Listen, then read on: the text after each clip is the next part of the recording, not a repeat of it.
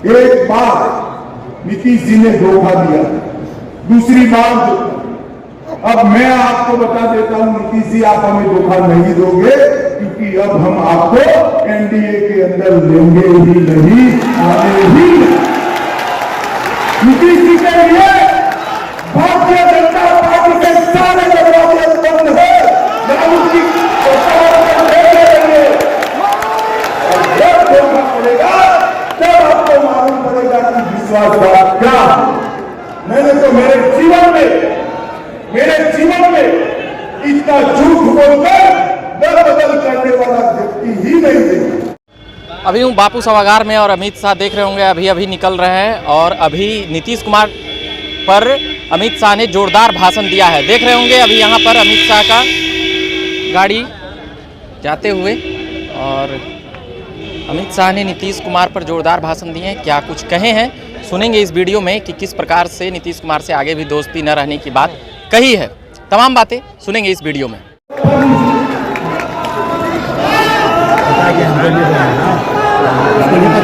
Late कर दिया है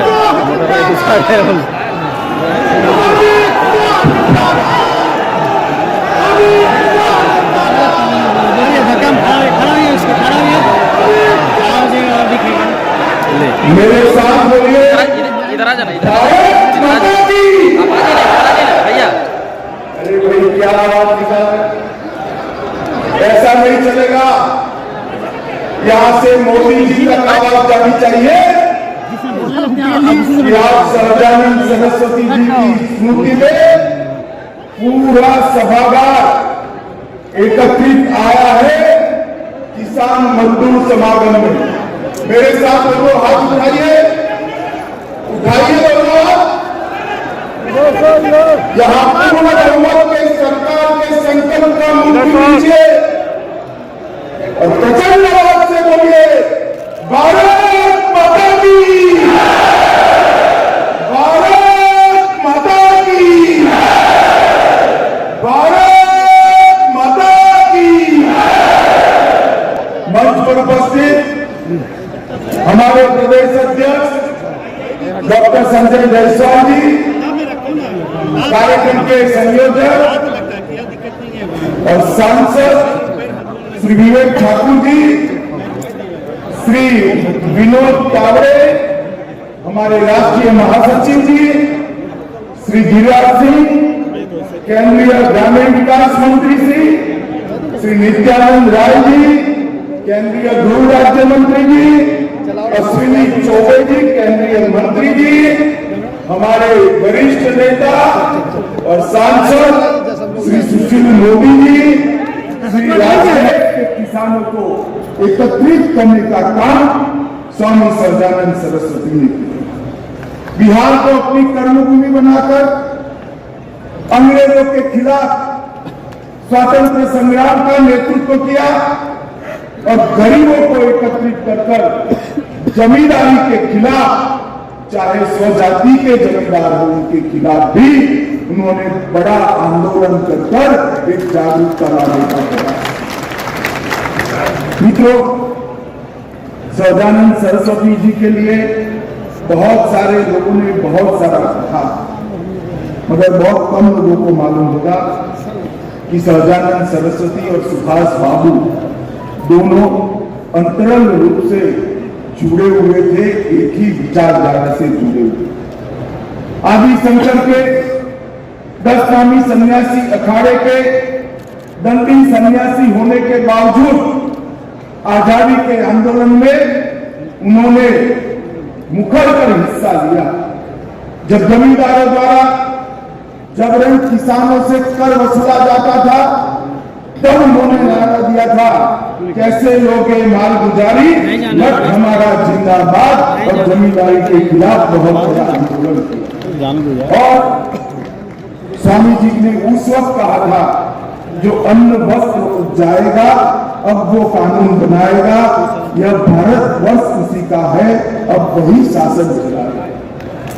खेत में मजदूरी करने वाले किसान और मजदूर भाई को भारत की सभी प्रकार की व्यवस्थाओं केंद्र बिंदु लाने का काम उन्होंने दिया और उनके लिए रामधारी सिंह दिनकर ने एक बहुत अच्छी उक्तियां लिखी है। वह आया जैसे जल ऊपर आए फूल कमल का, वह आया भू पर आए जो सौरभ नव मंडल का, आया है जैसे सावन के आते मेघ गगन में, आया है जैसे आता कवि सन्यासी मधुबन। ये श्रद्धांजलि बहुत ठीक तरीके से सोच समझकर रामधारी सिंह दिनकर ने सदानंद स्वामी जी के लिए कही। और आज बिहार के अंदर जिनका पूरा जीवन जेपी से लेकर आज तक कांग्रेस का विरोध करते हुए गया, वो नीतीश बाबू केवल और केवल प्रधानमंत्री बनने के लोभ में सोनिया जी की शरण में जाकर बैठे। जिस नीतीश बाबू ने उस वक्त जनता पार्टी तोड़ी, क्यों? क्योंकि लालू जी की जातिवादी राजनीति और भ्रष्टाचार के खिलाफ लड़ाई लड़ी थी। वही नीतीश बाबू आज फिर से प्रधानमंत्री के मुंह में आज लालू की गोद में जाकर बैठे। मैं नीतीश बाबू को पूछना चाहता हूं, नीतीश बाबू, हमारे प्रधानमंत्री जी कहते हैं कि बिहार के अंदर डेयरी की बहुत संभावनाएं है, बिहार के अंदर पानी है, बिहार के अंदर भूमि है, बिहार के अंदर मेहनत किसान है।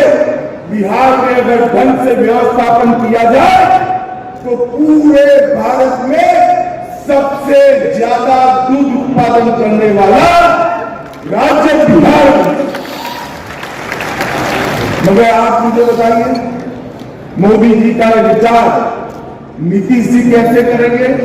क्योंकि पशु चाहिए दूध उत्पादन के लिए, और पशु रखोगे तो चारा चाहिए। अब चारा छोड़ने वाले लालू के साथ राज्य का मुख्यमंत्री बैठ गया। किसानों का कभी भला हो सकता है भाई? जरा जोर से बोलिए, हो सकता है? नहीं तो हमें तय करना पड़ेगा। देश भर के अंदर गेहूं की खरीदी एमएसपी से होती है, धान की खरीदी एमएसपी के होती है, बिहार के अंदर क्यों नहीं होती? क्योंकि सरकार उदासीन, सरकार को किसानों की चिंता नहीं। मैं आगे बताता हूं कि मोदी जी के समय में एमएसपी से धान और गेहूं खरीदने के लिए बजट को 3 गुना कर दिया गया, मगर यहां पर बजट 10 का 10।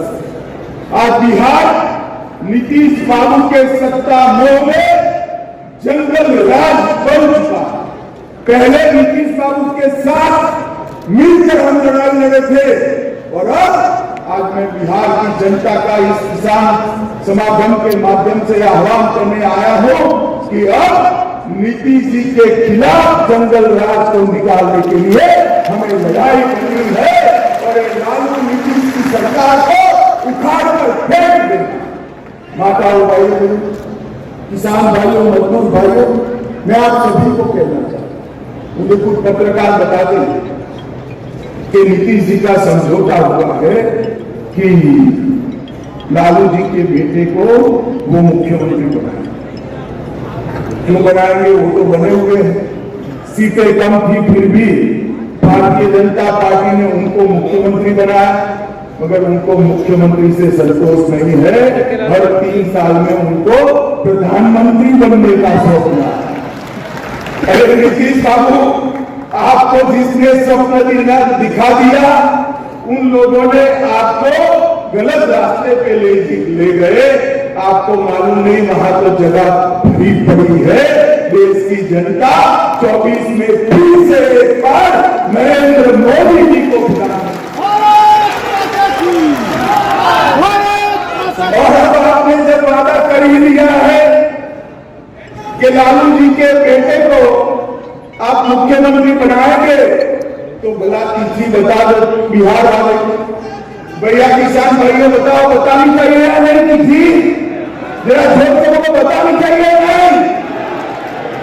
मगर नहीं बताएंगे क्योंकि उनको भी मालूम है कि नहीं बनना है, बाद में लालू जी के साथ भी धोखा करना। भाइयों और बहनों, जब बजट आता था तब बजट के अंदर टैक्स में कितना रिलैक्सेशन मिला इसी की चर्चा होती है। आकर बजट के केंद्र बिंदु में किसान को लाने का काम किया। 2014 में मनमोहन सोनिया सरकार थी, लालू जी की सरकार थी, तब कृषि का बजट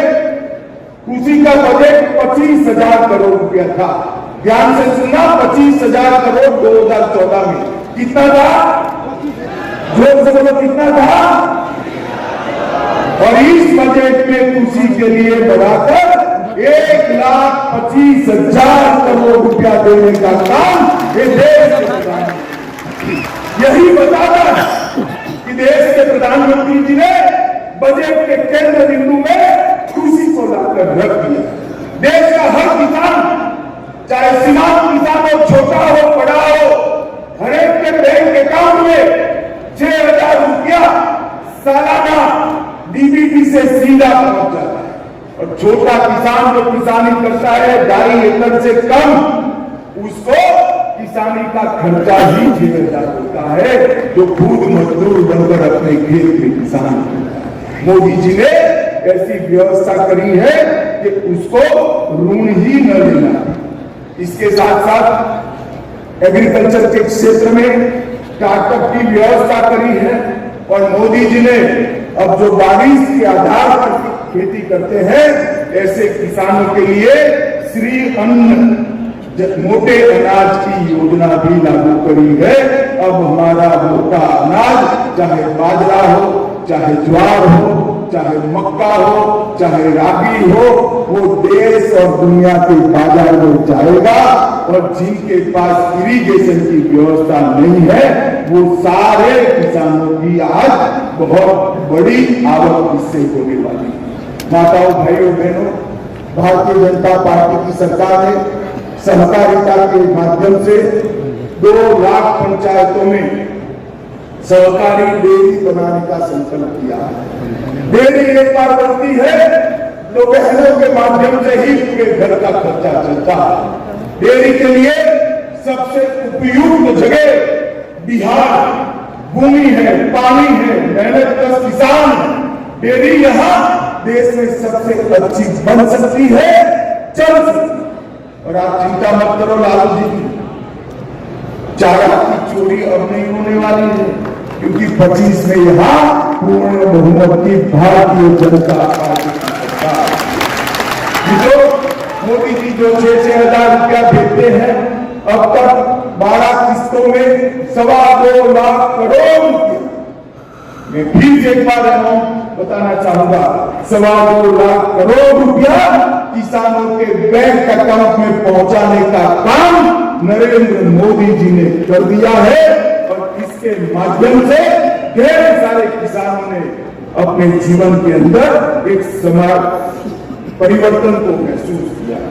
2009 से 14 में 3.74 लाख, 4.25 लाख रुपया का अनाज खरीदा गया, चाहे गेहूं हो चाहे क्या, 4.25 लालू जी की सरकार। और 14 से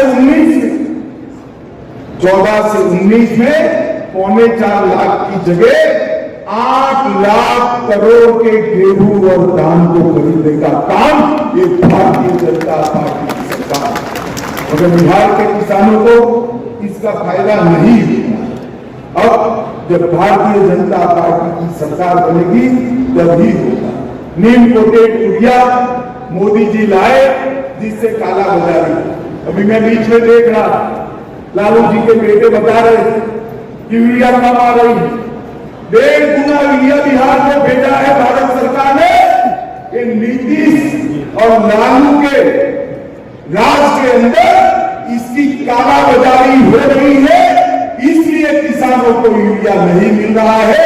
1.5 गुना यूरिया हमने किसानों को भेजने का काम एक भारतीय जनता पार्टी की सरकार ने किया है। नैनो यूरिया का कारखाना भी अब झारखंड में देवघर में बन रहा है। पूरे बिहार को एक ही बोतल में यूरिया की पूरी बैग मिल जाएगी, इस प्रकार की व्यवस्था हमने की है। सॉइल हेल्थ कार्ड की भी व्यवस्था की है, राष्ट्रीय सुरक्षा मिशन भी चलाया है और प्रधानमंत्री कृषि सिंचाई योजना के माध्यम से 1 लाख करोड़ रुपया कृषि के अलावे सिंचाई के लिए खर्च करने का काम भारतीय जनता पार्टी की सरकार ने किया है। मित्रों, ढेर सारे काम बिहार के अंदर विकास के मोदी जी ने शुरू किए हैं, मगर नीतीश जी उसको रोक कर बैठे। मैं आज बिहार की जनता को इस समागम के माध्यम से अपील करने आया हूं कि एक बार आप डबल देकर डबल इंजन सरकार बना दें। ऊपर नरेंद्र मोदी जी है ही, नीचे भी एक बार भारतीय जनता पार्टी की सरकार बना दीजिए। बिहार को हम देश का सबसे समृद्ध बना देंगे। मित्रों, सबसे पहले 24 का चुनाव आना, एक बार नीतीश जी ने धोखा दिया, दूसरी बार अब मैं आपको बता देता हूं, नीतीश जी आप हमें धोखा नहीं दोगे, क्योंकि अब हम आपको एनडीए के अंदर लेंगे ही नहीं, आने ही नहीं।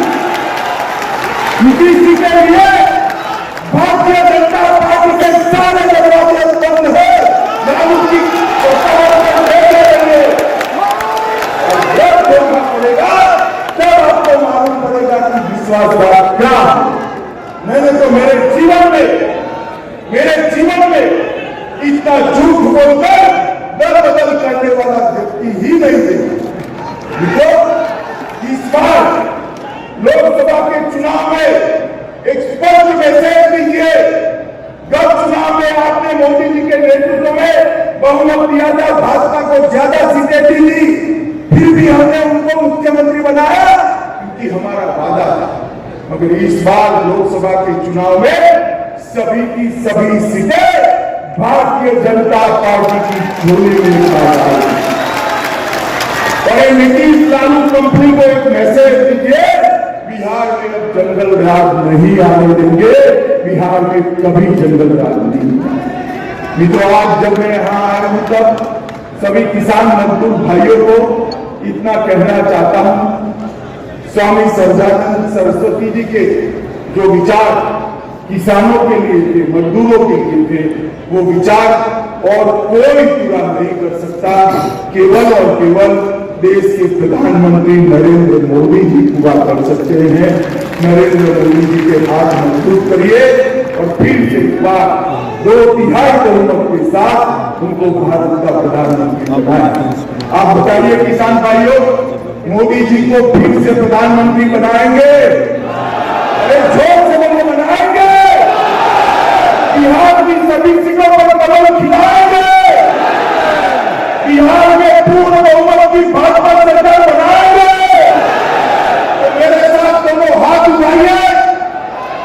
कहाँ जा रहे हो? दोनों हाथ उठाइए, पूर्ण बहुमत के संकल्प का विरोधी कीजिए और प्रचंड आवाज से बोले, भारत माता की, भारत माता की, भारत माता की, वंदे मातरम, वंदे मातरम, वंदे मातरम। जय श्री राम। आ जाने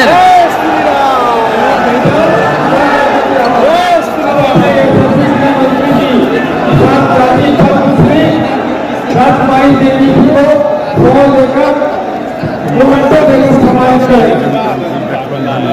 अरे क्या कहाँ जा रहे हैं? पिटीशन ऐसे देना। अरे हट जाइए, हट जाइए बाबा। क्या सवाल? ये ना वहाँ पे नहीं जाना, इधर से निकले